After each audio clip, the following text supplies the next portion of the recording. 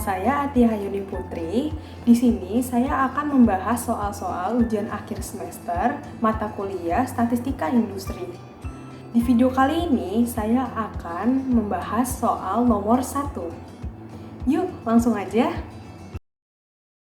Materi nomor 1 yang akan saya bahas mengenai One Way ANOVA dengan soal sampel acak perusahaan yang bergerak dalam utilitas listrik, jasa keuangan, dan pengolahan makanan memberikan informasi berikut mengenai keuntungan tahunan per karyawan dalam ribuan dolar seperti yang disajikan pada tabel di bawah ini. Haruskah kita menolak atau tidak menolak klaim bahwa tidak ada perbedaan yang nyata dalam populasi untuk keuntungan tahunan per karyawan di masing-masing dari ketiga jenis perusahaan?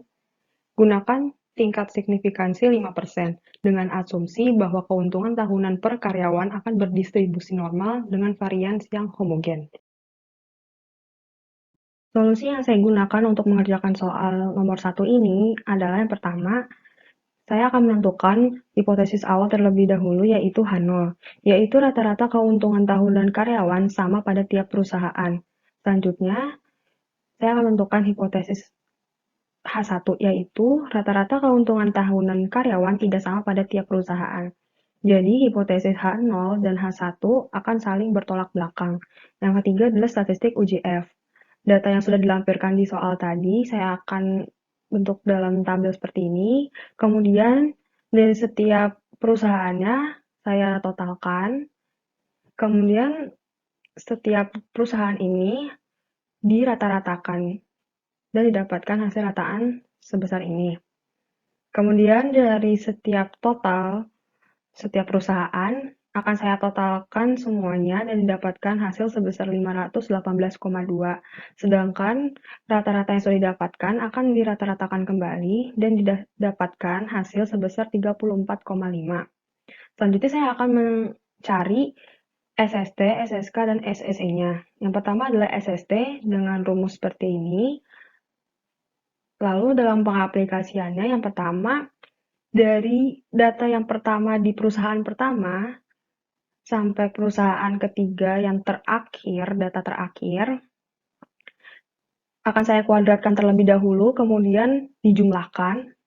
Jadi 49,1 kuadrat ditambah 43,4 kuadrat, seterusnya sampai perusahaan ketiga yang terakhir yaitu 15,8 kuadrat.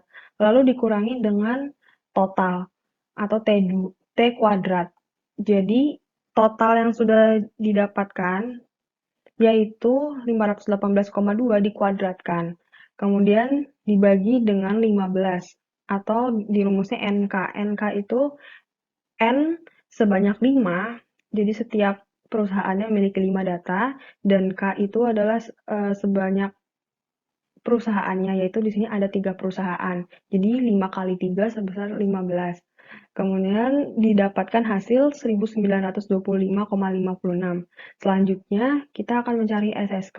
Dengan rumus seperti ini, pengaplikasiannya yaitu dari total setiap perusahaan dikuadratkan, yaitu 191,5 kuadrat ditambah 191,3 kuadrat ditambah 135,4 kuadrat, lalu dibagi dengan N-nya, yaitu jumlah setiap perusahaannya, yaitu 5, dikurang total dari semuanya, dikuadratkan, kemudian dibagi dengan NK, yaitu 15. Didapatkan hasil sebesar 418,14. Selanjutnya, saya akan mencari SSE dengan rumus SST dikurang SSK. Jadi, hasil dari SST 1925,56 dikurang dengan hasil SSK 418,14. Didapatkan hasil sebesar 1507,42. Selanjutnya kita akan menggunakan tabel ANOVA, yaitu sumber variansi dengan perlakuan error dan total. Kemudian SSE sudah kita dapatkan tadi sebelumnya, yaitu SSK-nya, SSE, dan SST.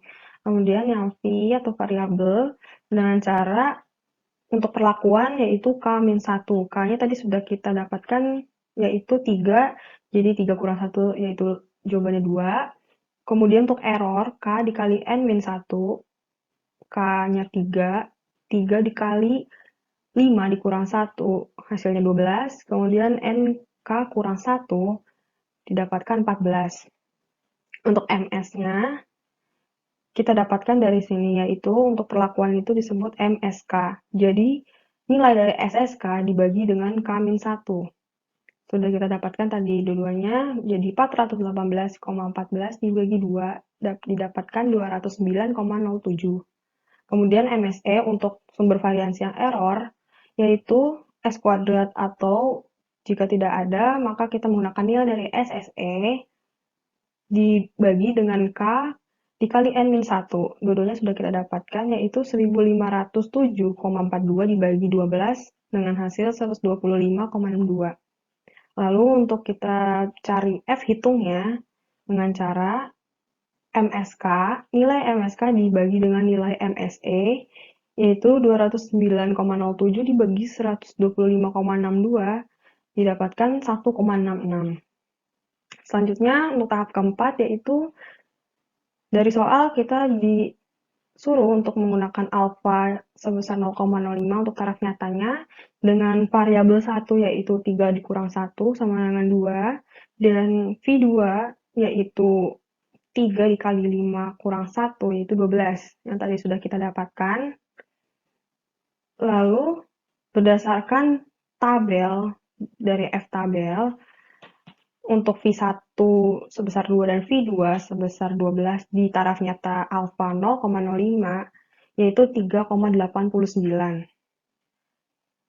Kesimpulannya, keputusan menerima H0 karena F hitung yang tadi kita sudah cari yaitu sebesar 1,66 lebih kecil dari F tabel yaitu 3,89.